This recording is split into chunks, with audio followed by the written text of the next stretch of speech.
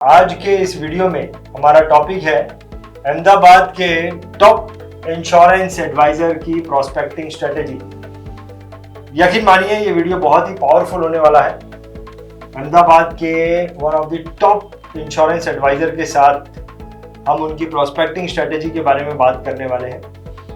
आपके प्रोस्पेक्टिंग में ये वीडियो आपकी बहुत ज़्यादा मदद करने वाला है। इस वक्त हम जिग्नेश पटेल जी के ऑफिस में हैं। जिग्नेश पटेल जी का ऑफिस अहमदाबाद में है। हम अहमदाबाद में उनके ऑफिस में आए हैं। हमारी जो यात्रा चल रही है मुंबई टू बेगूसराय, ये वीडियो उसी यात्रा का एक बहुत बड़ा इम्पोर्टेंट हिस्सा है। इससे पहले कि मैं जिग्नेश जी से पूछूं कि उनकी प्रोस्पेक्टिंग स्ट्रेटेजी क्या है, we have few team member of Jignesh Patel की कंपनी के कुछ टीम मेंबर्स हमारे साथ में हैं। उनके बारे में भी थोड़ा सा जान लेते हैं। माइसेल्फ जिगेश शाह और मैं जिग्नेश भाई का पार्टनर हूँ। मैं 4 साल से उनके साथ जुड़ा हुआ हूँ। उनका सब जनरल इंश्योरेंस का काम संभालता हूँ और अभी आज की तारीख में मैं देखने जाऊँ तो मेरी सर्विस में कोई दिक्कत नहीं आई। तो हमारा रिलेशन इतना बिल्डअप हुआ है, एक ही सर्विस के कारण उन्होंने मेरे को एक्सेप्ट किया है as a partner. Thank you. आपका नाम सर? जिगेश शाह। जिगेश शाह। आइए सर, इधर आइए, थोड़ा नज़दीक आके। वाघेला सौमिल, मैं यहाँ पे ऑफिस बैकअप का काम करता हूँ। बैकअप ऑफिस का, ओके। और मुझे यहाँ पे आए हुए 6 महीने हुए। हाय, मैं जयदीप पुरबिया हूँ और मैं इधर जिग्नेश भाई के वहाँ मतलब के लास्ट 1 साल से काम करता हूँ और मैं मतलब के मैनेजर का काम करता हूँ पूरा, मतलब के सर्विसिंग, कस्टमर को सर्विसिंग देता हूँ और पूरा मतलब कि इधर ऑफिस का सब कुछ मैनेजमेंट मैं ही करता हूँ। मतलब कि मेरे भरोसे ही सब कुछ छोड़ दिया है और total A to Z service में ही देता हूँ। कस्टमर के चेक लेने का, देने का, हमारे लिए सब कस्टमर एक ही समान है। मतलब कि 700 रुपये का चेक हो कि 2 करोड़ का चेक हो, सबका मतलब कि सर्विसिंग हम सबको एक ही देते हैं।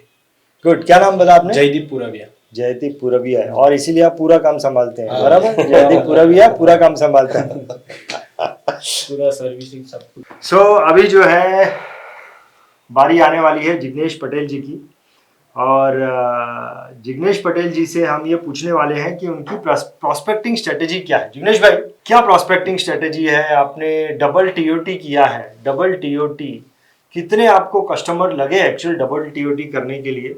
पहले तो वो बताइए, कितने कस्टमर लगे आपको? एक्चुअली पॉलिसी सेल किया मैंने 3500, यानी कि 3500 से ज़्यादा मेरा पूरा कस्टमर बेस है। कस्टमर बेस 3500 कस्टमर बेस, और ओके।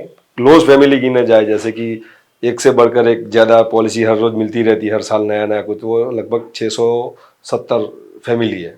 670 फैमिली। वो 670 फैमिली के बदौलत में आज यहाँ हूँ, क्योंकि वो मेरी पूरा एक परिवार है।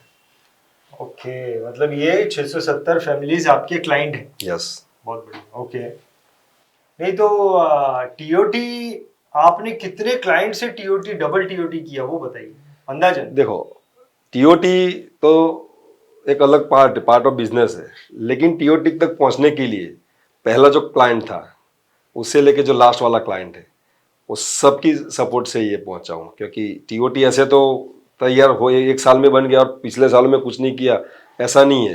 तो मैं 1 साल के सारे क्लाइंट को क्रेडिट देना नहीं चाहता, क्योंकि टीओटी तक पहुंचने के लिए 23 साल लगे, यानी कि 19 साल लगे। 19 साल बाद मैंने टीओटी किया, उसके बाद टीओटी किया, उसके बाद टीओटी किया, लगातार डबल टीओटी किया।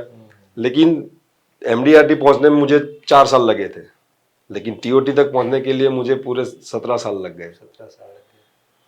यानी तो कि कैसे आपका मतलब इतने सारे कस्टमर्स बनाए, तो प्रोस्पेक्टिंग कैसे किया आपने? प्रोस्पेक्टिंग का खास एक रखता हूँ कि सर्विस पर ज़्यादा ध्यान देता हूँ और सर्विस देख के मैं मांगता हूँ रेफरेंस। मेरा पूरा जो प्रोस्पेक्टिंग है वो क्लाइंट का रेफरेंस ही रहता है, रेफरेंस टू रेफरेंस। यानी कि आपसे एक बार पॉलिसी लिया तो आपने जिसका रेफरेंस दिया वो फिर मेरा फैमिली मेम्बर हो जाता है, आपसे ज़्यादा मेरा उनसे रिलेशन हो जाता है। और वो जो नया रिलेशन बना उनसे भी एक रेफरेंस मांग के दूसरा जो फैमिली मिला वो उनसे ज़्यादा मेरे साथ रिलेशन हो जाता है। यानी कि रेफरेंस बिजनेस है पूरा, और रेफरेंस तभी मिलता है जब हम पूरी सर्विस देते हैं। जैसे कि पूरा भैया ने बोला कि 700 रुपये वाला क्लाइंट भी वो इम्पोर्टेंट है और 2-2.5 करोड़ का जो चेक देता है वो भी उतने इम्पोर्टेंट है मेरे लिए। ऐसा नहीं है कि वो उनको अलग से सर्विस दो, उनको अलग से ट्रीट करो और 700 वाला नहीं, 700 वाला गांधीनगर का क्लाइंट है, ऐसा भी नहीं है, मेरा नज़दीक रहता है, यहाँ से 30 किलोमीटर दूर होता है, फिर भी सर्विस वही नहीं मिलती है उसको। तो खाली रेफरेंस पे ही काम होता है या आपकी और भी कोई नहीं, स्ट्रेटेजी हाँ, है? और कुछ है भी जैसे करते कि हैं? सोशल मीडिया के बहुत सपोर्ट है। दूसरा कि अननोन अगर पार्टी से मिलना हो तो सॉफ्टवेयर जैसे कि हम यूज़ करते हैं डेटाकॉम का, आई मैजिक का, वो भी बहुत सपोर्ट करती है। तो प्रोस्पेक्टिंग के लिए जो हमारा पूरा जो कॉम्प्रिहेंसिव चार्ट बनता है वो प्रॉपर काम आता है।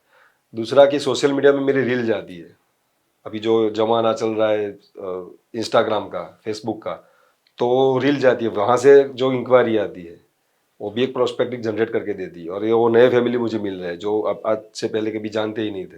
बहुत बढ़िया, बहुत बढ़िया। यानी कि रेफरेंसेस एक आपका बहुत बड़ा सोर्स है प्रोस्पेक्टिंग का। सोशल मीडिया पे अभी आप काम कर रहे हैं, और भी कुछ करते हैं क्या? और क्या करता हूँ, जैसे कि क्लाइंट है तो रेफरेंस ऐसा मांगा, वो हाँ ना बोलते हैं, बात रेफरेंस पे ही है, लेकिन उनका जो साला जी होते हैं, उनका एक बहनोई होता है, उनके एक दोस्त होते हैं, तो 3 तो मेरे प्रोस्पेक्ट वहाँ हो गए, तो उनको मैं छोड़ता नहीं हूँ। जैसे कि कोई क्लाइंट है तो बोला यार आपके साले जी का अगर फैमिली मिले तो उनसे बात का, आप मेरी सर्विस से खुश होता कि हाँ यार जिग्नेश भाई आपकी सर्विस में खुद कहना नहीं पड़ता, तो क्यों ना आपके साले जी को भी मैं ऐसी सर्विस दूँ, क्यों ना आपके बहनोई को ऐसी सर्विस दूँ।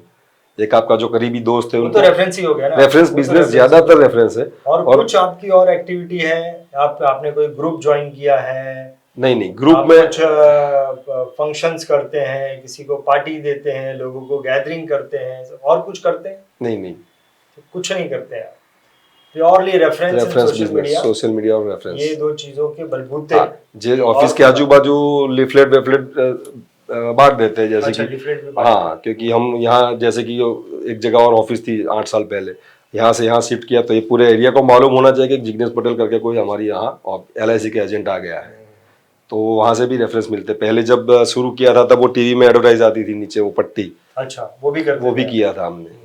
वहाँ से भी 2-4 ऐसे क्लाइंट है कि आज तक वो एकदम क्लोज हो गए हमारे। वहाँ से भी क्लाइंट आए हैं? बहुत सारे आए हैं, बहुत सारे आए। और मतलब ऑफिस के मार्केटिंग भी आप करते हैं? मार्केटिंग तो करना पड़ेगा। सोशल मीडिया मार्केटिंग, मतलब सोशल मीडिया मार्केटिंग आपने की है, और रेफरेंस, ये आपके 2 मेन पिलर है। रेफरेंस सबसे बड़ा पिलर है, जिसके बलबूते पे आपने डबल TOT किया। डबल TOT यानी कि 6 MDRT की एक साल में, 12 MDRT एक साल में। हाँ, आपने इतनी मेहनत से किया तो फैंटास्टिक। सो बहुत ही पावरफुल बात है कि रेफरेंस बहुत बड़ी एक्टिविटी है, और जब कभी भी हम बात करते हैं प्रोस्पेक्टिंग स्ट्रेटेजी की तो रेफरेंस सबसे पहले निकल के आता है। फैंटास्टिक। मैं एक चीज़ और जानना चाहता हूँ जिग्नेश जी, कि आपने ये जो एक्टिविटी बताई है रेफरेंस की और सोशल मीडिया की, ये एक्टिविटी करने में आपका कितना समय जाता है और कितना इन्वेस्टमेंट आपका अंदाजन महीने का इसमें होता है? महीने का सोशल मीडिया का इन्वेस्टमेंट होता है तकरीबन 24-25 हज़ार रुपया। 25,000 सोशल मीडिया का वो जो मैनेज करता है वो पूरा, वो एक टीम है और वो हायर किया हुआ है हमने, और वो पूरा मैनेज करती है। मेरा फेसबुक इंस्टाग्राम वो हैंडल करती है। और दूसरा रेफरेंसेस के लिए तो क्या होता है, कोई खर्चा लगता नहीं है, जाना आने का खर्चा रहता है, पार्टी से मिलना, रेफरेंस मांगना, क्योंकि LIC के अलावा कुछ काम नहीं है, यानी कि पूरा समय नहीं, यही काम करते, रेफरेंसिंग, मिलना जुलना, रिलेशन बिल्डअप करने का सबसे बड़ा काम है, रिलेशन बिल्डअप। तो ये सब आना जाना, लोगों से मिलना, ये अगर इसका अंदाजन खर्चा पकड़े तो कितना होगा? टाइम तो आपने बोल दिया पूरा महीना ही जाता है इसमें, राइट? खर्चा तो गिना नहीं है, अंदाजन तो एक रफ आइडिया हो जाए, होगा लगभग तकरीबन 12-13 हज़ार रुपये पेट्रोल जाता है, वही बस 12,000-13,000 का पेट्रोल का बिल होता है महीने का। करीबन आप समझ लो ना, आपको 40,000 रुपया महीने का आपका ये सब चीजों में खर्चा होगा। 40,000 से ज्यादा, 40,000 से ज्यादा ही जा रहा है आपका। वीडियो पसंद आया तो लाइक करो, सब्सक्राइब करो और शेयर करना मत भूलना।